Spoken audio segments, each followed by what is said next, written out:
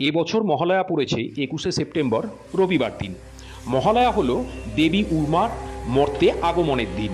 এই দিনটি হিন্দু ধর্মাবলম্বীরা তাদের মৃত পিতৃপুরুষের উদ্দেশ্যে তর্পণ নিবেদন করে থাকেন।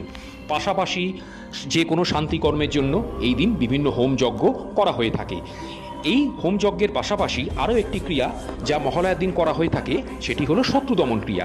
আজকের ভিডিওতে আপনারা শুনবেন যে কিভাবে আপনি মহালয়ার দিন নিজেই আপনার চরমতম শত্রুকে বশে রাখতে পারবেন বা তাকে দমন করতে পারবেন।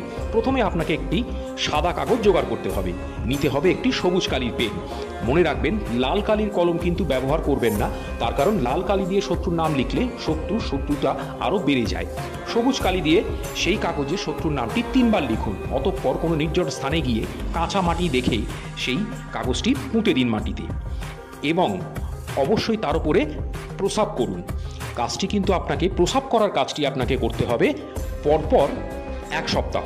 যখনই আপনি প্রসাব করার কাজটি করবেন, মনে মনে শত্রুর নামটি বলে আপনাকে ভাবতে হবে যে শত্রু বশ হয়ে গেছে।